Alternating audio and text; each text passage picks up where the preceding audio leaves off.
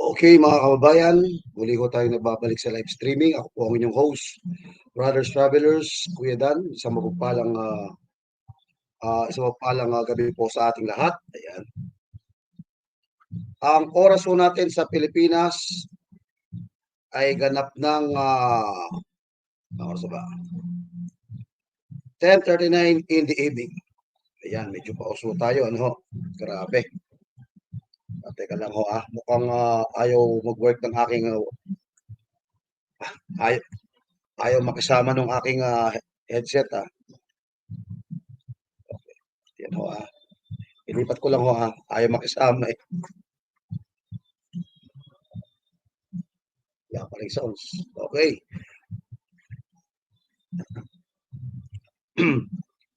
Okay mga kabayan, eto ho may audio ba tayo? Pa-check nga tayo ng audio. Baka salita ako na salita rito, wala ho tayong audio. Ayan Check muna ho tayo ng audio mga kabayan.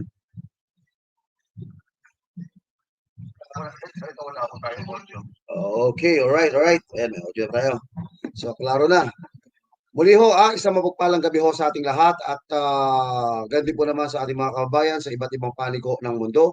Isang mapagpalang umaga, tanghali, gabi, madaling araw, hapon, saan man ho kayo abutan ng ating live streaming ngayon hong gabi ito. Ngayong gabi ho mga kabayan at napakahalaga ho ng ating pag-uusapan. Grabe, matindi ho itong pag-uusapan natin ang ating topic mga kabayan. Chacha di Tambaboy, panghakot daw ng investor. O yan At pangalawang pag-uusapan ho natin, tatlong kongresista ilalabas ba ang kanilang audit. At tingnan ho natin kung sino ho itong interview ho natin. Sino ho itong kinausap natin. Tungkol naman po sa mga recruiter ng mga kabataan patungkol po sa mga NPA. Ayan. Itong pag-uusapan ho natin mga kabayan, napakahalagang paksa. Pero bago ang lahat, muli nagpapasalamat po ako doon po sa mga kababayan po natin na nandiyan po, na walang sawang sumusuporta sa Brothers Travelers. At ganun din po naman sa mga Team Replay, ganun din po naman doon sa mga nagko-comment. Maraming salamat po. At nababasa ko po lahat ang inyong komento. Ultimo yung kanina na nagkomento, bibigyan ko ng daan mamaya yan. Dito si Ma'am Jocelyn Grospe na nagdiriwang po ng kanyang kaarawan. Ma'am, isang mapagpalang araw po. Happy birthday sa inyo. Ganun din po naman kay DDS Riyadh. Kamusta? Tribal Beauty, Pascual Limotok, ayan. Princess Jumaira, ayan sino ba yung Miss Gwen Alicer. Magandang gabi po sa inyong lahat mga kabayan. So umpisahan na ho natin ang ating topic mga kabayan. Ito ho, Chacha ho, sinusulong ho ni Tambaboy, si Speaker Romualdez, At ayon sa kanya, ayon sa aking mismo coming from him, ito raw ho, makakapag-inganyo daw ho ng mga investor. Totoo kaya to? Makakapag-inganyo ng investor? Hindi ko alam kung totoo itong hindi ko alam kung makakapag-inganyo ho talaga ng investor ito, ito, pakinggan ho natin, lagay na ho natin ito mga kabayan. Ayan ho ating pag-uusapan, ayan. Puputol-putulin ko, hindi ho SMN na ito, UNTV ho to, mahirap na. Jim Aris, ayan shoutout. Juby Sarte, shoutout po sa inyo. Okay, eto na. Ipinaabot na ni House Speaker Martin Romualdez sa mga leader ng lokal na pamahalaan ang plano ng House of Representatives na isulong ang pag-amyenda sa 1987 Constitution sa susunod na taon. Kaya naman ngayon pa lang, hinihingi na nito ang suporta nila upang umusad ang panukala at maipalaganap sa kanilang constituents. Ginawa. Eto dito ho mga kabayan, bago ho to isinusulong ho mga kabayan ni Romualdez, yung muntik na humabulag. Yun pong Chacha. Ano ba yung Chacha? Ito ho yung charter change. At isinusulong niya. Kaya lang ho, nagulat ho ako mga kababayan, dito ho, at sadyang ikinagulat ko ho to mga kababayan, nung ito ho yung marinig ko, at pakinggan yung mabuti kung ano ho to. Tingnan ho natin. Nito ang pahayag sa awarding ng the Seal of Good Local Government ng Department of the Interior and Local Government o DILG.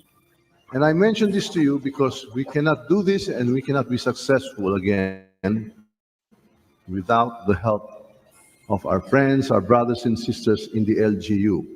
So we would like to elicit your support. In fact, we shall be communicating with you shortly.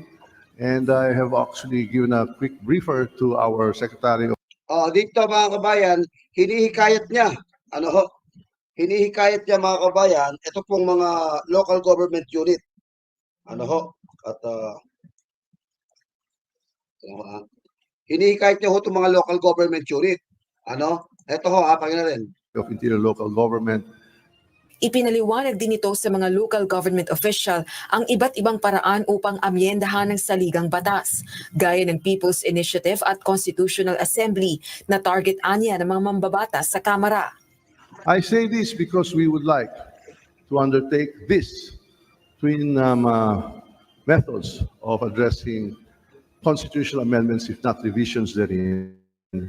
And I'm telling you this right at the end of this year because the House of Representatives would like to take the cudgels and take this on in 2024.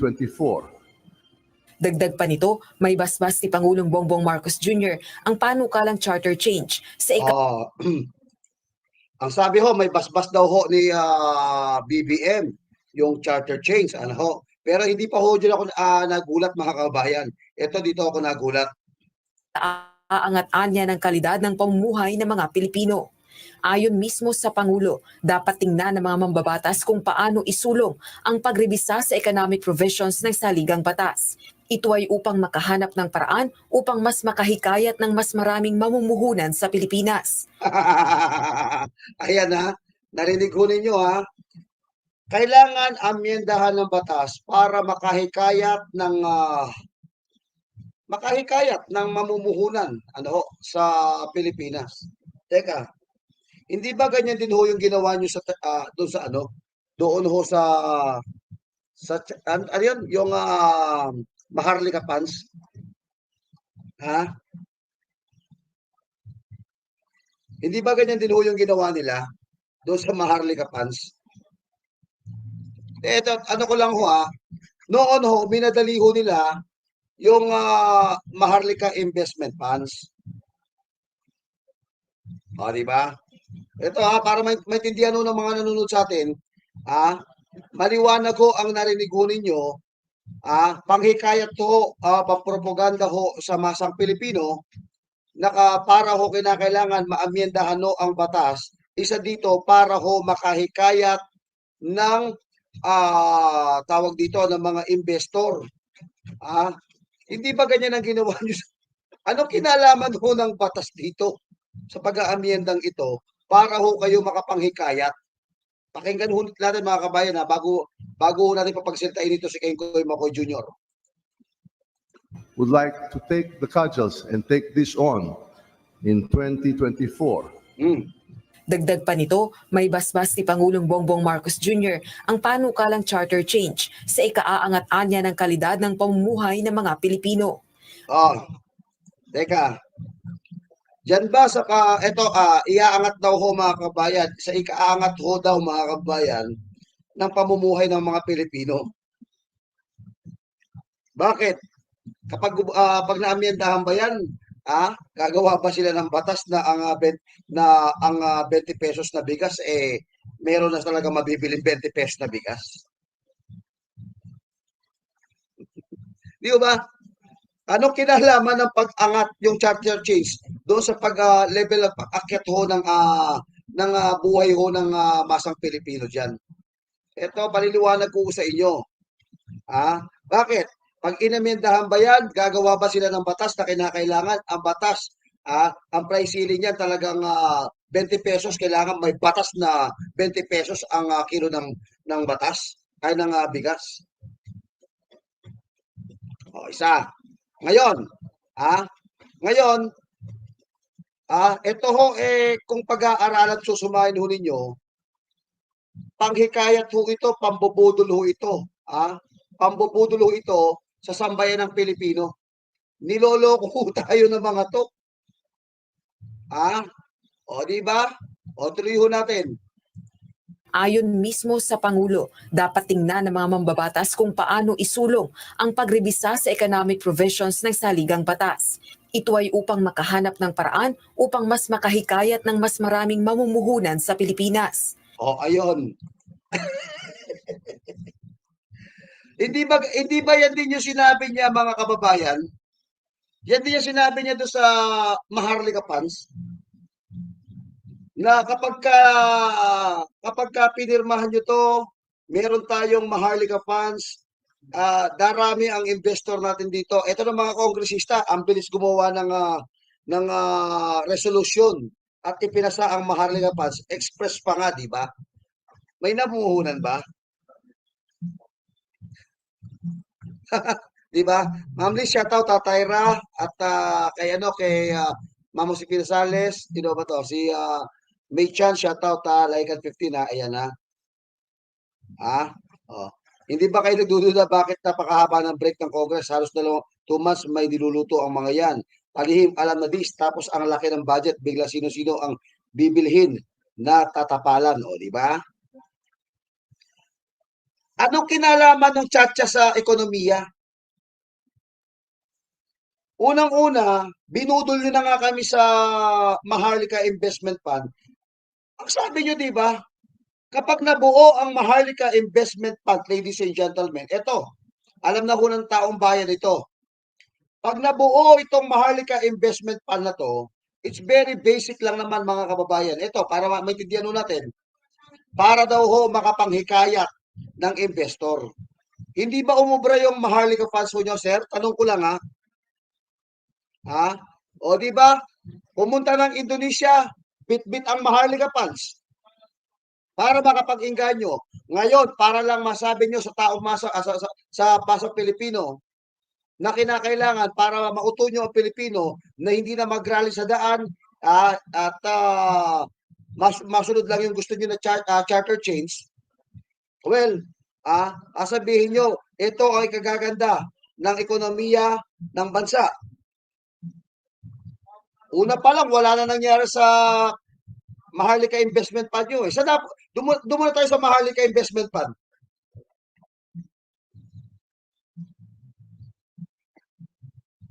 Nasaan ho yung sinasabi yung investor?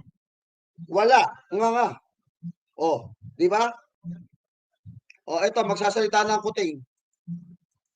But in my interest, my primary interest is to try and make our country a investment-friendly place.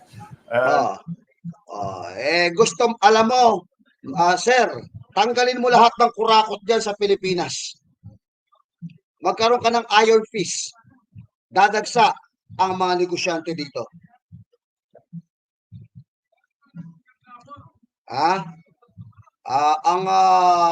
Ibig sabihin, nanghihikayat pa siya ng investor, meaning walang investor. Walang nangyari doon sa mga mahigit 1 taon niya na paglabas-labas ho ng bansa. Kaya ngayon, bubudulin niya na naman yung mga tao sa pamamagitan ho ng pagpapalito ng itatawag na dati Concordia, ngayon charter change na. So eto na. Grabe to. Grabe to. Eto para daw gumanda ang ekonomiya natin, meron daw maging investor. Wag ho tayo magpabudol dito. Napudol lang nga tayo ng una, papabudol pa tayo. Tuloy ho tayo. And what we'll see, that's why the study is really not about the Constitution. It's about what do we need to do, what do we need to change so that these potential investors will in fact come to the Philippines. Sa Senado, muling itinutulak ni Senator Robin Padilla na chairperson ng Senate Committee on Constitutional Amendments and Revision of Codes ang pag-amyenda sa konstitusyon. Subalit eto si Robin Padilla naman, tinutulak niya. Sayang ang boto ko sa iyo, Robin. Binoto pa naman kita. Tingnan natin. Hindi gaya sa una nitong isinulong na pagbabago sa economic provisions, nakasentro na ang panukalang amyendahan ng mga probisyon sa saligang batas na may kinalaman sa politika. Yun! ang aamyendahan diyan, ano, isa na ho sa aamyendahan ho diyan mga kabayan, yung mga politiko. Halimbawa, alin? Yung dapat, hindi ko alam kung nasa batas to For example, yung hong mga mayor, yung mga gobernador, they have a power over the chief PNP, the provincial director, or either the regional director. Klaro? Okay. So, ang punto ho dito mga kababayan, ang charter change na yan, sabi nga ni di ba, ni Amy, ang motibo ho niyan, to prime minister, dahil hindi daw siya mananalo sa pagiging, presidente. O, di ba? Ngayon, kung susumain ho natin, pag-aaralan natin ang sinasabi, magpapalitan ho nila ang yung konstitusyon natin, Charter Change 1987, para daw gumanda ang ekonomiya. Anong kinalaman ho ng ekonomiya diyan? O, di ba? Again, babalik ho tayo sa usapang ito. Hindi ba uulitin ko, ganyan din ho ang sinabi nyo sa mga tao tungkol ho sa Maharlika Investment Fund para maraming investor ang pumasok. Wa-effect ba ang Maharlika Investment Fund? Wala bang nangyari? Pwede ba naming malaman ngayon sa PCOO kung ilan na ang investor na pumasok dito? Ako nagtatanong lang ho ako Shai Sampay, Jun Lapalante, Berjo Malonzo, Elo Beco, Lynn Jordan, shoutout po Ganun lang kasimple mga kabayan Eto, tuloy ho natin. Na ang pagdadagdag ng bilang ng mga senador sa bansa at pagbibigay ng 4 na taong termino na may isang re-election para sa presidente at vice-presidente. Tinutulan ito ni Senator Amy Marcos. Samantalang naniniwala tumututol ho mga kabayan yung si Ate Sipsip Pamor. O, di ba? O, yan bakit? Sinabi niya na una naman yan sino ba may gusto niyan? Yung nangangarap mag-presidente na hindi naman mananalo presidente, gusto maging prime minister. O, di ba? Tuloy tayo. naman si Senador Cynthia Villar na mahihirapan si Senator Padilla sa pagsulong ng ganitong charter change sa Senado. Rosa Ayan wag yun ang pangarapin. Lumusot man yan sa Kongreso, sisiguraduhin ko, hindi lulusot yan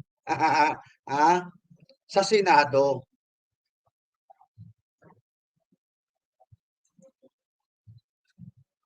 Kaya inaalagaan ho ni Tambaboy ngayon yung mga kongresista Sir Dan, may update na po ba yung pledge ni Kuting? Until now, wala pa rin ho. Shoutout po Nanay Mercy Calunot, shoutout po Nanay Jose Lubas, Team Aris, Rainbow, Melby, shoutout po Wala pa rin ho nangyayari. O, di ba? Ibig sabihin, binubudol yung mga tao, sinasabi, kinakailangan natin ng panibago, kailangan may bago para paniwalaan tayo ng ibang bansa. Bakit? Pag hindi ba inamyendahan ang saligang batas o nagkaroon charter change, walang papasok na mga negosyante?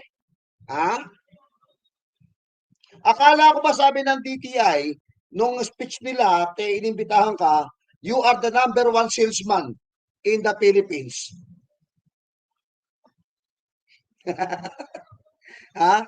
Kung number 1 salesman ka, hindi mo na kinakailangan gawin yan. Ilabas mo na lang yung mga investor. Problema, walang investor ho Di ba? Wala hong investor mga kababayan. Wala, nga. O, di ba? Nga. O, kaya Binoy, wag ka nang mangarap. O, di ba? Kaya nga inaalagaan niya ho ngayon yung mga allied niya Dahil pag gumawa ho sila ng anumang hakbangin sa Kongreso, one-way ticket to the blue na ho yan mga kababayan. Nakukuha nyo? Nagkakaisa ho sila. Meron silang unit team sa Kongreso. Kasi binubusog, sabi ni Tatay Digong eh. O, di ba? O, di ba? Kaya mahal na mahal niya ngayon, mahal na mahal siya kasi, talagang ganyan, kapag ka binubusog mo, mamahalin ka niyan. Gutomin mo yan, sasagpangin ka ng mga yan. O, di ba? Alright. So, maliwanag ho, klaro ho, na ginagamit na lang naman po mga kababayan, ito pong salitang gaganda ang ekonomiya pag napalitan ng saligang batas. Kasi yun ho yung magandang pandinig na pwedeng iparinig sa mga tao. Nabudol nyo na nga kami nung eleksyon, nawaw mali na nga kami, nawaw mali na nga kami dyan sa Maharlika Investment Fund. Ngayon, gusto nyo naman makalusot. Pipilit kayong makalusot, O, di ba? Para ho magandang pakinggan. Gaganda ang ekonomiya natin kapag naamyandahan natin at nagkaroon tayo ng charter change o chacha. Ang makikinabang dito, yung mga mamamayang Pilipino. Talaga? Yung mga mamamayang Pilipino makikinabang dito o kayo? Kaya nga binubusog yung mga kongresista eh. Ano ho? O, di ba? O, yan. Kaya nga galit na galit sa yung mga bagong bayani natin dyan sa Japan eh. O, anong ginagawa sa'yo? Tinutusok nyo. Mata yata tinutusok, hindi ilong eh. Pati mukas, tinusok na eh. O, wala naman ho yan. Bakit? Kapag inamyandahan ba yung chacha, magmumura ba ang bilihin?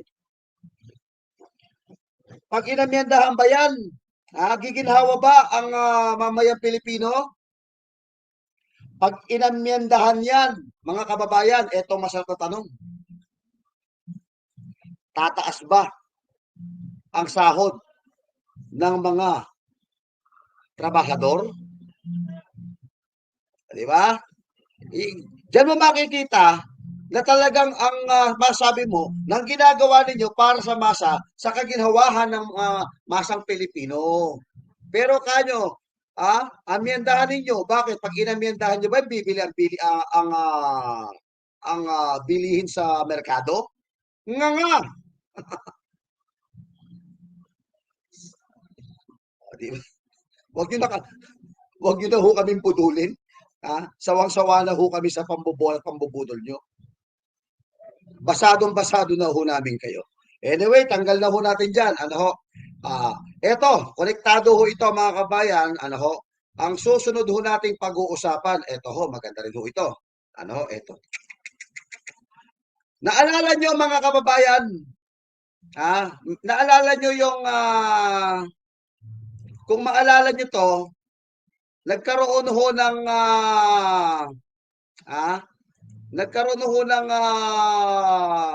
hearing sa Senado. Nagkaroon ho ng hearing sa Senado. Patungkol ho sa mga NPA, sa mga nire-recruit ho sa mga NPA. Yan. Di ba isiniwalat doon itong si Congressman si Raul Manuel, recruiter ng mga estudyante para maging aktivista, maging NPA, di ba? Binanggit din ho doon yung Gabriela, binanggit ng mga makabayan black na magkakasama. Ngayon, eto. Naalala nyo ho yan? Diba? Nakilala nyo ho to? Sino si Cardoma ba to? Cardoma? Ito. Ayan Nakita nyo ho itong mamang yan na nakabarong? Ito ho, napakinggan ho natin kung maalala nyo itong nakabarong na to, yung mamang yan, yan po yung sayot, party list ni Tatay Digong. Anong meron ba sa kanya? Yun po ang nag-reveal si Cardima. Cardima. Salamat po si Cardima. Si Cardima yan. Ayan Eto ho sila ho, siya ho ang nag-reveal ho nito. Pakinggan natin. Ang husay nito, dating taga-UP, aktivista, alam niya ho lahat, ang Duterte youth daw siya. Opo. Eto, pakinggan ho natin, eto. Kulong ko na eh. Pakalat natin ng todo yung kanyang mugshot. Oo. Tapos lagyan yun. Sir, lagyan Sir yun Gadema, may tanong lang po ako. The last time kasi di ba nasa Senado kayo? Okay. Ito di magkakaroon ng investigasyon sa Senado si Congress Senator Bato. Sir, ano po to? Ay papatawag po ba si Congressman Raul Manuel? Hindi ko sigurado kung pwede ipatawag kasi pareho silang legislator. Pero sabi naman ni Senator Bato, gagawa niya ng paraan dahil hindi pwedeng sasabihin mong hindi ka pwede ipatawag dahil legislator ka. Ang problema kasi, recruiter ka na NPA. Yun na yung Ito naalala niyo yan, nagkaroon ho sila ng Senate inquiry. Ito ho yung nagsasalita na meron ho siyang PowerPoint. To show it, ipinapakita niya ho mga kabayan sa PowerPoint niya, yung mga kabataan party list na na-recruit niya. Tamang-tama ho kasi dyan, yung video na yan, pagka inikot natin mamaya, puro kabataan po, galing po sa kabataan party list, yung mga nagsasalita at sumisigaw na nagpuprotesta. Tuloy ho natin itong interview ito para bigyan po natin ng analyze po ito. Ito ho. mismo yung sinabi ng mga Mga witness. ng mga witness doon, nakaklase mismo niya, galing UP, di ba? Opo. So, yun na yung patunay na recruiter talaga sila na NPA. Okay. So, baka dahil sa mga ganong kadahilanan, magawa ng paraan na dapat humarap siya sa ganong klaseng investigasyon. Kasi kakaiba yung kaso niya yung situation niya Nasa gobyerno siya, tapos nagre-recruit siya papunta sa NPA At Ayan kakaiba ang sitwasyon mo, Mr. Raul. Ang binabanggit nito, si Raul. Kakaiba yung sitwasyon mo. Nasa gobyerno ka, tapos nagre-recruit ka ng mga kabataan. Di ba? At may witness Meron na magte-testify, may titistigo. Di ba? Yari ka ngayon. Tuloy natin. at the same time, yung mga witness po, sir, yung mga nagwi-witness, talagang kaibigan Yung niya, mga di ba? nagwi-witness, kaklase mismo niya sa UP yun. Kabatch niya mismo sa UP yun. Nag-NPA na nga mismo yun. Yung mga nagwi-witness ho doon, yung mga nagwi-witness ho doon, classmate ho ni si Raul. Di ba? May magte-testify, may tuturo sa kanya.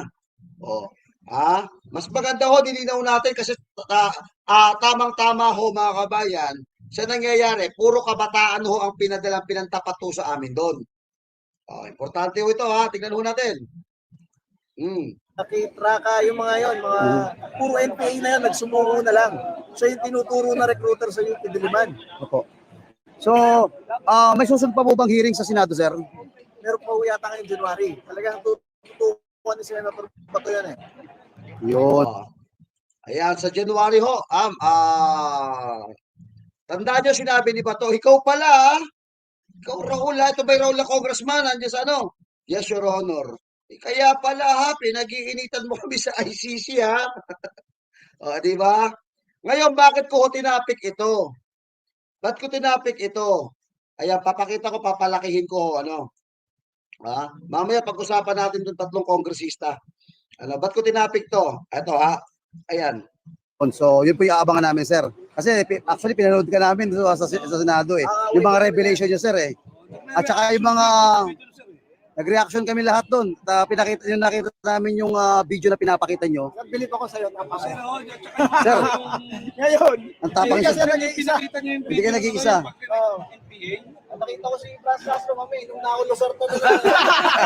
Ayan, nasigawa na nga sir Na-hype ako pag nakikita ko talaga yung mga yun Kapal na mukha, nasa gobyerno. Okay tayo. Abanti natin ng konti. Abanti na natin ng konti. Ito. Abanti na natin ng konti. Nakikita nyo ho yung nando doon. Nakikita nyo ho yung nakatipon doon. Ayan ha. Nakita nyo nakatipon doon ha. Lapit natin ng konti. Tingnan ko yung pinaka malapit na makukuha sila ng ano. Yung makukuha sila ng paano ba yun? Yung pinakamalapit sa kanila. Kaya tayo pinakamalapit ano. Yung tinutok ko sa kanila na puro bata ho, ano? Ayan.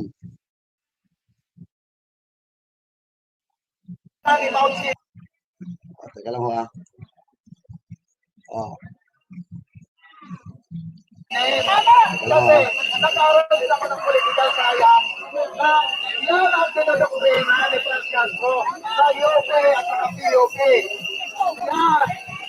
Kaya, yung mga yan, kapila, may attendance sila, pag hindi sila sa attendance, kapila, absent sila. Yan ang babata ninyo. Malayo pa kayo na pinanggalingan natin. Kapal sa mukha mo. Yan. Hindi na nalilito sa bayo ng magulang. Hindi na magulang ko ako yung anak mo. Ay nako. Tapos na kita at matali ni Matrasibin. Ayaw niyo.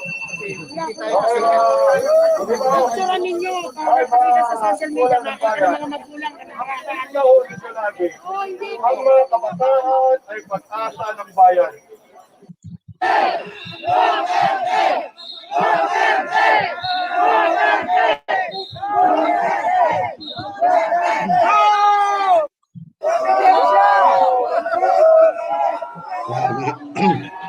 Magtulungan ng konti ha.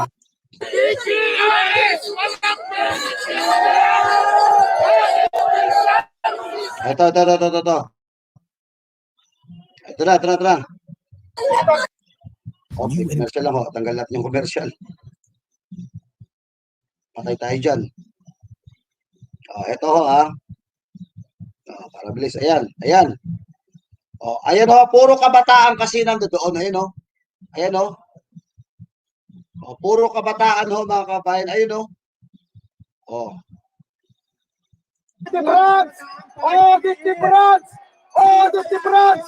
Ayaw pa audit! Audit yun! Asa na pera ng tao ba yan? Asa na pera ng tao ba yan? Ba't ko tinapik ito? Pero ho, alam nyo bakit?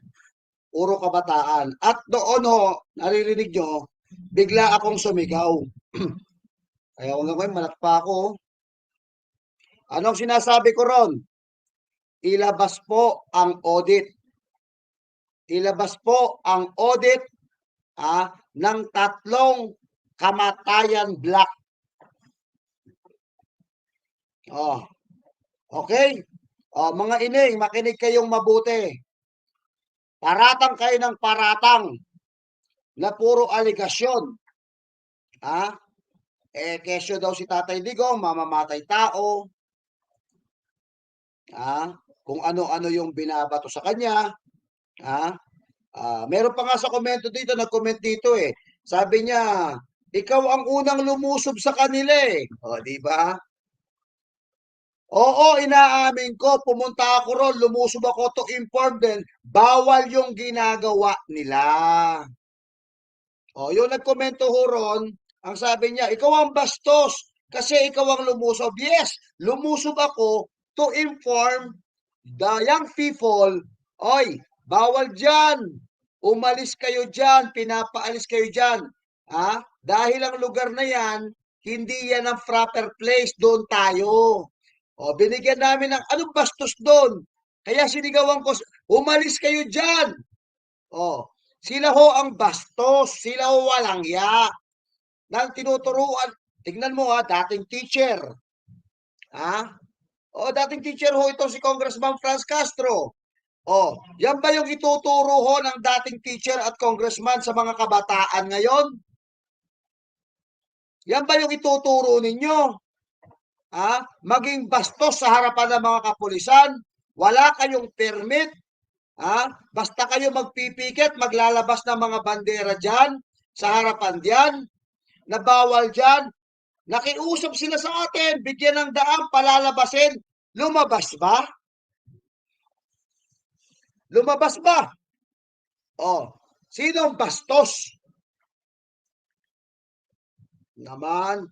O, eto mga ineng, kung napapakinggan nyo ako ngayon, ha, kayo, ha, bago kayo bumato ng bumato, tanongin nyo muna yung tatlong leader ninyo, ma'am, o dalawang ma'am, a former teacher is now, she's now a congressman right now, and the other one, hindi ko alam ang background ni Arlene Rosas, at saka itong si Raul Manuel, natanong nyo ba sa kanila na willing silang maglabas ng kanilang audit para sa sambayan ng Pilipino?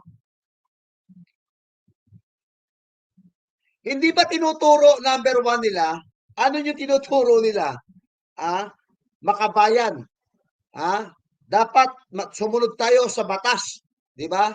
Ang tanong, dapat maging transparency tayo.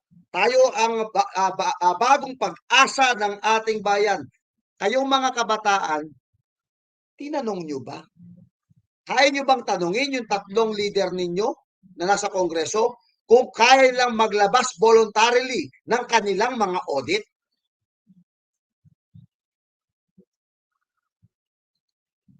Oh, young people, listen to me. Ang lalakas ng loob nyong sumigaw doon. Pero kaya nyo bang tanong sa kanila at ipagsigawan na malinis ang tatlong kongresistang ito? Malinis ito at hindi nagnanakaw ng kaban ng bayan? At bilang patunay, ito, magpapa-audit sila. Ultimo piso na binigay ng buwis ng bayan, ipapakita nila. Kaya ba kaya nila? Young people, listen to me.